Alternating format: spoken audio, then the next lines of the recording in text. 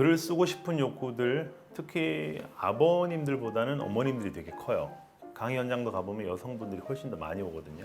나타나는 현상만 놓고 보면 이제 엄마들은 굉장히 글을 많이 쓰고 싶어 하고, 또 그 이면에는 우리 아이들을 좀 지도해주고 싶은데 그러기 위해서 내가 먼저 좀 써봐야지, 그런 생각이 있는 거죠. 사실은 이걸 어떻게 한번 실현해보지, 글을 써보지, 이런 고민에서 딱 멈추는 사람들이 굉장히 많습니다. 그래서 이걸 실제로 행동으로 옮기기 위해서는 환경을 일단 바꿀 필요가 있어요. 무슨 말이냐? 글을 써야만 하는 환경 속으로 자기가 직접 들어가야 되는 겁니다. 근데 제일 추천하는 거는 도서관 강좌 신청하는 거죠. 지역 도서관에서 뭐 하는 글쓰기 강좌 일단 등록을 하는 건데요. 근데 요즘 같은 경우는 또 온라인 줌으로 하는 강의가 굉장히 많아졌거든요. 그래서 지역을 특별히 고려하지 않고도 신청하면 되는 강의가 많아요. 두 번째는 또 SNS 같은 게 활성화되다 보니까 그런 여러 가지 채널을 통해서 챌린지 프로그램이 있어요. 예를 들어서 예치금을 걸고 한 번 빠지면 뭐 벌금을 얼마 낸다. 그래서 글을 쓸 수밖에 없는 환경을 스스로 만드는 거죠. 근데 글을 쓸 줄 몰라서 그걸 못하겠다 하시는 분들이 있는데요. 사실은 글을 쓰는 방법은 굉장히 간단합니다. 아이들에게 잔소리 늘어놓듯이 또는 옆집 언니에게 얘기하듯이 그 얘기를 문장으로 그냥 옮기는 거거든요.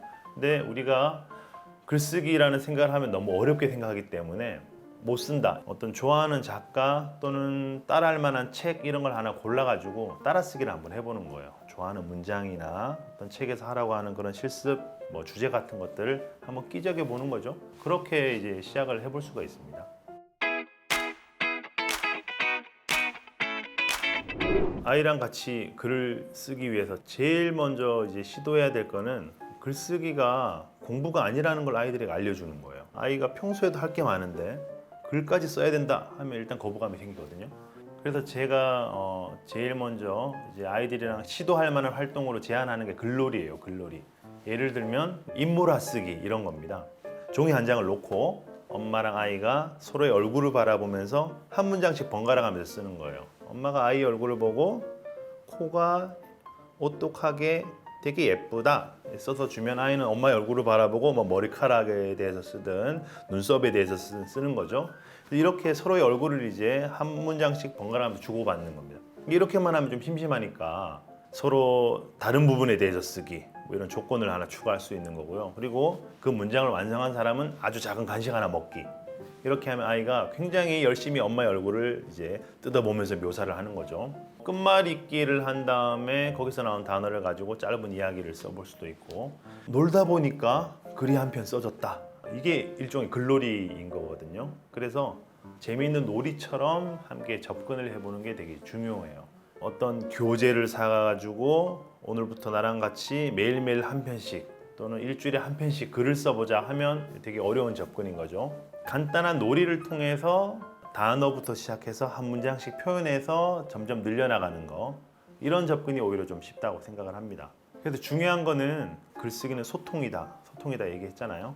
방금 예를 들었던 그런 글놀이를 하면서도 아이와 엄마 아빠는 계속 소통을 해보는 거예요. 아, 그렇게 생각했구나. 엄마 얼굴이 그렇게 생겼단 말이야. 이렇게 하면서 계속 공감하고 어떤 교감을 나누는 그 과정이라는 걸 아이들이 계속 경험할 수 있게 해주는 거죠. 그래서 이런 경험들이 쌓일 때 아이들이 글쓰기를 좋게 생각한다는 거죠. 좀 친근하고 익숙하게. 그래서 너무 어렵지 않게 시작하는 거, 이런 것들을 추천을 드려요. 글을 못 쓰는 엄마들은 아이의 글을 봐줄 수가 없습니다. 절대로. 제가 만약에 글을 수 있다고 말씀을 드리면 엄마들이 글을 안 쓰겠죠. 이제 글을 써본 경험이 있는 분들이 아이들이 글을 어떤 과정을 통해서 쓰는지를 알 수가 있어요. 그렇기 때문에 섣불리 지적을 하거나 억압하거나 하는 행동을 좀 덜 하게 된다는 거죠. 왜냐하면 글을 쓰는 거는 굉장히 약간 고통스러운 작업이잖아요. 사실은 아무것도 없는 백지 위에 새까만 글씨를 빼곡하게 채워야 되는 거기 때문에 쾌감이 들기도 합니다만 말하기 힘든 그런 고통이란 말이죠. 근데 그걸 경험해 본 사람이 어떻게 그 과정이 이루어지는지를 알아요.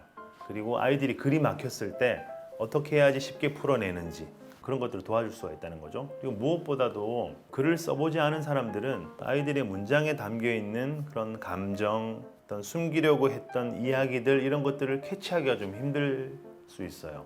그러니까 자꾸 엄한 그런 지적들을 이제 하는 거죠. 예를 들면 아이의 글의 내용에 대해서는 일제히 언급이 없이 우리 부모님들이 굉장히 자신 있게 지적할 수 있는 맞춤법, 글씨체, 글의 분량, 글 쓰는 태도, 내가 이렇게 말했을 때 아이의 표정 이런 것들을 가지고 자꾸 얘기를 막 이제 하는 거죠. 제가 글쓰기 플랫폼을 통해서 엄마와 아이를 함께 글쓰기 교육의 대상으로 선정한 이유는 그 때문인 겁니다.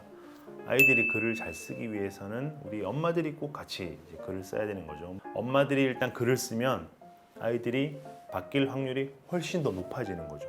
그리고 가정에서 글쓰기 교육의 지도가 되게 중요하다라고 얘기를 했잖아요. 그래야지 이러이러한 과정을 통해서 한 편의 글이 나오는구나. 그래서 우리 아이가 왜 힘들어하는지도 이해할 수 있고 어려울 때 어떻게 도와줘야 되는지 이런 것들을 자신의 경험에서 꺼내올 수 있는 거죠.